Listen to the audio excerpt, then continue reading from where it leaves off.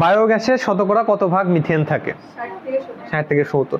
কোনটি অসংক্রামক ব্যাধি? অসংক্রামক তো বলছি, ঠিক আছে, ডায়াবেটিস। 6 রক্ত শূন্যতা বলতে কি বোঝায়?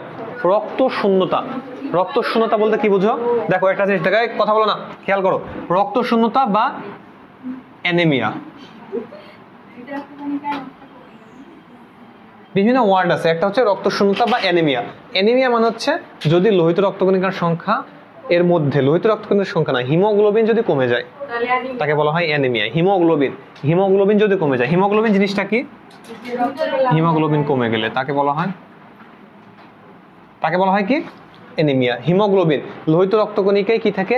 হিমোগ্লোবিন থাকে। হিমোগ্লোবিন থাকার কারণে রক্ত কেমন দেখায়? লাল দেখায়। ঠিক আছে, মনে থাকবে তো? ওকে, তাকে হলুদ দেখাবে, হলুদ, বুঝছো? লিউকেমিয়া। আচ্ছা, আরেকটা জিনিস বলি, লিউকোসাইটোসিস। দেখো, লিউকোসাইটোসিস, লিউকোপেনিয়া আর লিউকেমিয়া। তাহলে লিউকোসাইটোসিস মানে লিউকোসাইটের সংখ্যা যদি বেড়ে যায়, শ্বেত রক্তকণিকা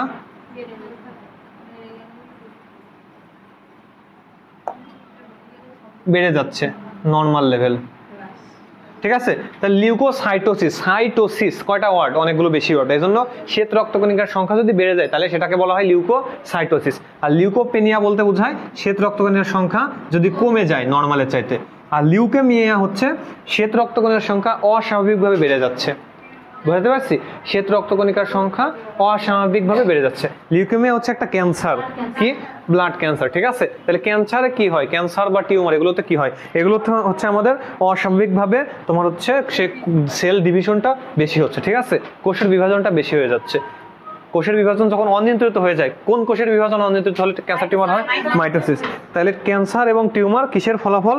অনিয়ন্ত্রিত মাইটোসিসের ফলাফল। ঠিক আছে, তাহলে লিউকেমিয়াটা হচ্ছে অস্বাভাবিকভাবে যদি শ্বেত রক্তকণিকার সংখ্যা বেড়ে যায় তাহলে সেটাকে আমরা কি বলবো? লিউকেমিয়া। পারপোরা হচ্ছে, পারপোরা রোগটা হইলে হয় কি তোমার হচ্ছে বডির প্রত্যেকটা অংশে এরকম ছোট ছোট ছোট ছোট র্যাশ তৈরি হয়, ব্লাড জমা হয়ে যায়, বুঝছো? ছোট ছোট ছোট ছোট র্যাশ তৈরি হয়। ঠিক আছে, তারপরে কত নম্বর আছে?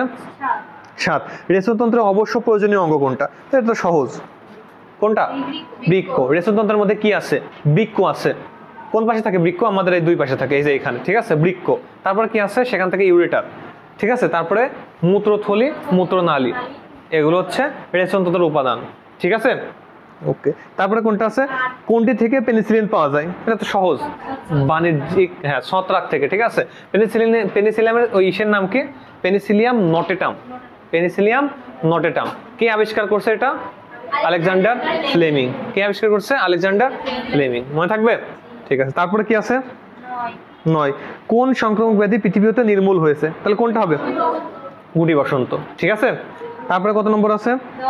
10 বিলিরুবিনের মাত্রা বেড়ে গেলে তাকে কি বলা হয়? জন্ডিস। বিলিরুবিন, বিলিরুবিন বলতে আমরা কি বলছি? বিলিরুবিন কই থেকে আসে জানো? যকৃৎ থেকে বিলিরুবিন আসে। তোমার যকৃৎ থেকে বিলিরুবিন আসে, বুঝছো? Bilirubin, bilirubin. ঠিক আছে, আমাদের বডিতে হিমোগ্লোবিন আছে না?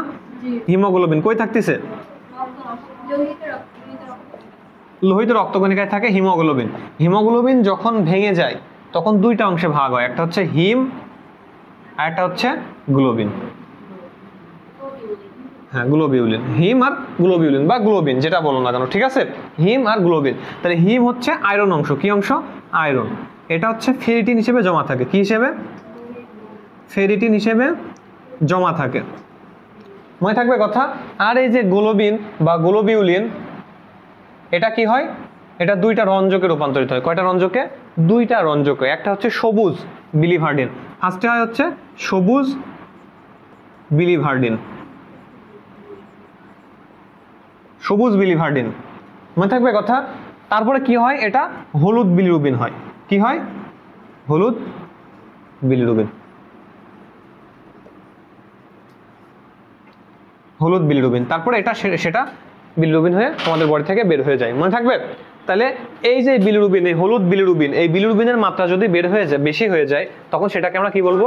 জন্ডিস। ঠিক আছে, জন্ডিস যদি কোনো ব্যক্তির হয় তাহলে তার চোখের নিচে উপরে হলুদ হয়ে যাবে, তার ইউরিন অর্থাৎ মূত্র অতিরিক্ত হলুদ হয়ে যাবে। বুঝতে পারছি কথা? আমাদের মূত্র কখন হলুদ হয় বলো দেখি?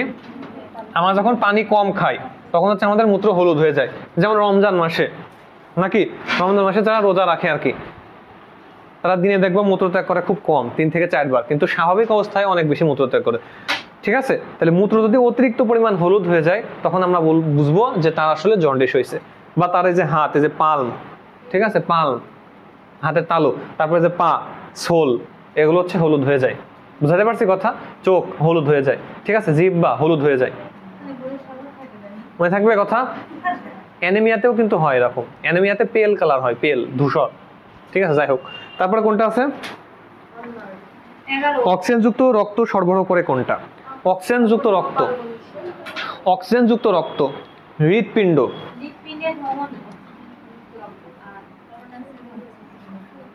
আমাদের ধমনী কি করতেছে? ধমনী হচ্ছে অক্সিজেন, এই কথা বলো না, ক্লান্ত নাকি সবাই? ওটা বন্ধ। শীত লাগতেছে? গরমের সময় মানুষের শীত কেমনে লাগে? দাও, এই বন্ধ করে দেবো। ওই যে ওইটা ওইটা, আচ্ছা ঠিক আছে ঠিক আছে, অফ করতেছি না। এই শোনো, তাহলে কোথায় ছিলাম যেন? আচ্ছা, অক্সিজেনযুক্ত রক্ত সরবরাহ করে কে? ধমনী আর শিরা। কি? অসুস্থ অনুভব করলে ঠোঁট তো কালো হয় না? সবার তো হয় না, ওগুলো পরে বুঝছো। অসুস্থ হয়ে গেলে বিভিন্ন বিভিন্ন টাইপের অসুস্থতা আছে। এখন তুমি কি টাইপের অসুস্থতা সেটা, তোমার যদি বিলিরুবিন বেশি হয়ে যায় তখন তোমার তো ঠোঁট কালো হয় না কখনো। আবার কোনো একটা ব্যক্তি মনে করো, আচ্ছা ঠিক আছে, পরে ক্লাস শেষে বলবো না, ঠিক আছে। তারপর হচ্ছে অক্সিজেনযুক্ত রক্ত সরবরাহ করে কোনটা? এই ধমনী আর শিরা। ধমনী কি করে? আমাদের হৃৎপিণ্ড থেকে রক্তটা কোথায় নিয়ে যায়? সারা দেহে নিয়ে যায়। এটা কে করে? ধমনী। এক্সেপ্ট কোন ধমনী? পালমোনারি ধমনী। সেটা কি করে? সেটা অক্সিজেন সমৃদ্ধ রক্ত হৃৎপিণ্ড থেকে কোথায় নিয়ে যায়? পালমোনারি ধমনী। সেটা কি করে? কার্বন ডাইঅক্সাইড সমৃদ্ধ রক্ত কোথায় নিয়ে যায়? ফুসফুসে নিয়ে যায়। বুঝতে পারছি কথা? আর সারা দেহ থেকে কার্বন ডাইঅক্সাইড সমৃদ্ধ রক্ত কে নিয়ে আসে?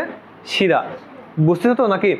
সারা দেহ থেকে কার্বন ডাইঅক্সাইড সমৃদ্ধ রক্ত হৃৎপিণ্ডে নিয়ে আসে কে? শিরা। এক্সেপ্ট পালমোনারি শিরা। পালমোনারি শিরাটা কে কি করতেছে? অক্সিজেন সমৃদ্ধ রক্ত ফুসফুস থেকে হৃৎপিণ্ডে নিয়ে আসে। মনে থাকবে? তাহলে এখানে বলছে যে অক্সিজেনযুক্ত রক্ত সরবরাহ করে কোনটা, তাহলে কি হবে উত্তর?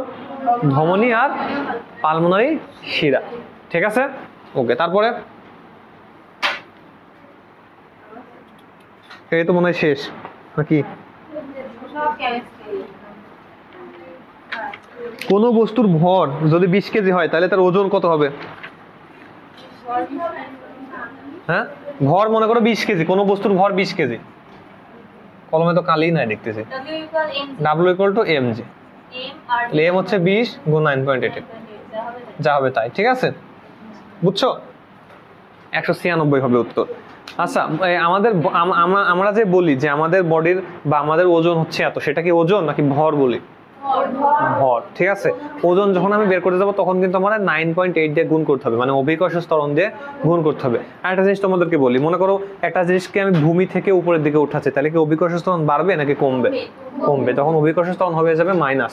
আর যখন উপর থেকে নিচের দিকে নামছে তখন অভিকর্ষ ত্বরণ হয়ে যাবে হচ্ছে পজিটিভ। অভিকর্ষ ত্বরণটা আসলে কি জিনিস? অভিকর্ষ ত্বরণ হচ্ছে পৃথিবী প্রত্যেকটা জিনিসকে তার নিজের দিকে টানতেছে। নিজের দিকে টানার ফলে যে একটা ত্বরণ লাভ হচ্ছে, সেই ত্বরণটাকে বলা হয় হচ্ছে অভিকর্ষ ত্বরণ। মনে থাকবে? আচ্ছা, তারপরে নেক্সট ভর্তি পরীক্ষা।